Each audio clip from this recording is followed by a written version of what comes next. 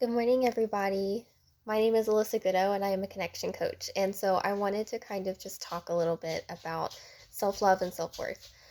I am the kind of person who has always struggled with feeling worthy and with loving or even liking who I am. And especially if you're like kind of trying to grapple with this and going through like natural health stuff and just all the things, it's like a buzzword, right? What does it mean to love ourselves? What does it mean to feel worthy? And it can feel superficial and very abstract. There's nothing concrete to hold on to. They tell you to do things like, meditate or go on walks or take a bubble bath or talk to friends who care about you.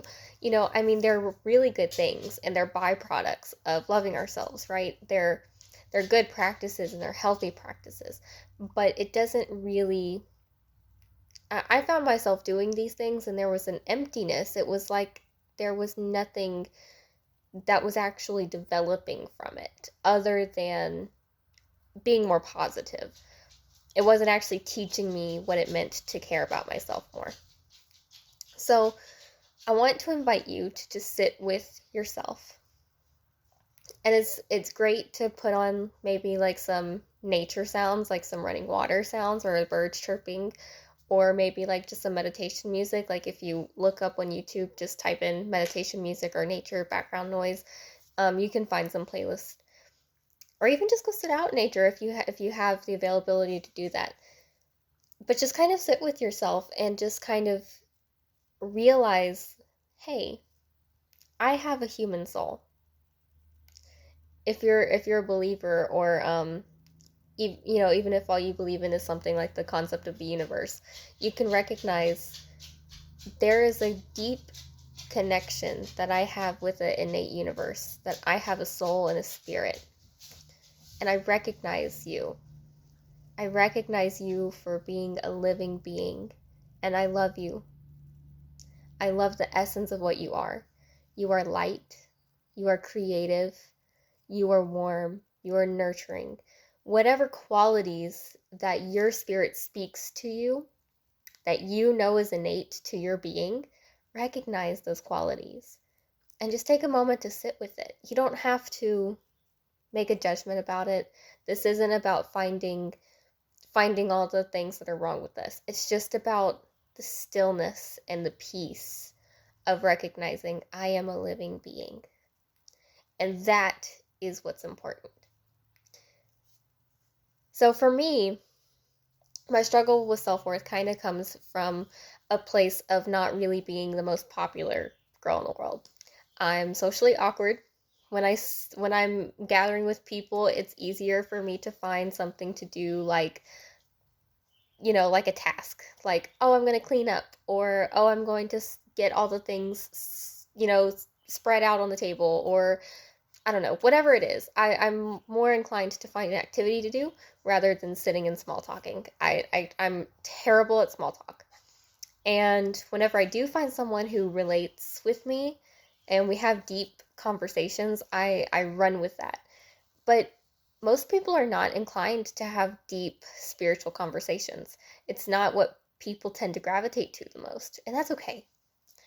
But whenever you're someone like me who gets in their head that their worth is performance based or has to be externally found, you start seeing people who always have friends around them, people who are always seeking them out, people who they can walk into any room, any crowd, and everybody is listening to them and attentive and laughing with them.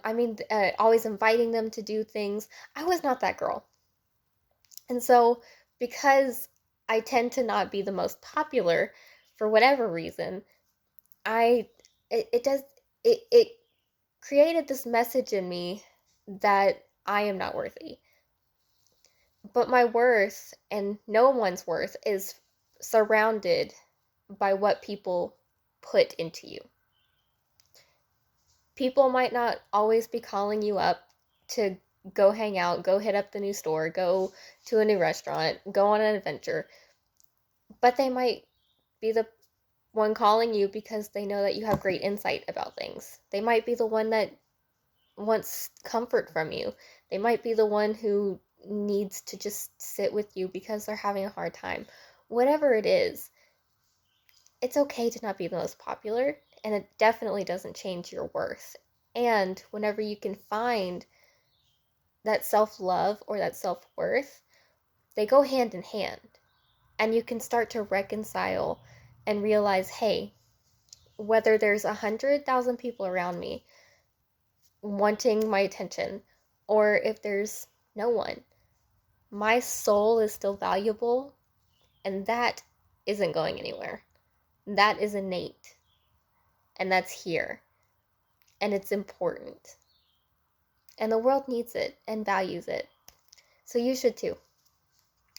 Anyway, I hope that was helpful. And it's not going to be easy if all you can do is kind of sit with yourself, and then easily get distracted for the first 20 times that you do it. It's okay, just keep showing up for yourself, because the more that you're willing to meet yourself there in that quietness and that still, that peace, the more you're willing to meet yourself, the more you'll start to be familiar with who you are, the more you'll be able to recognize what you're looking for, and the recognition will quickly follow with the appreciation.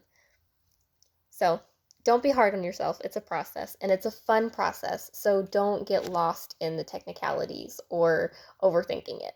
Enjoy being with yourself.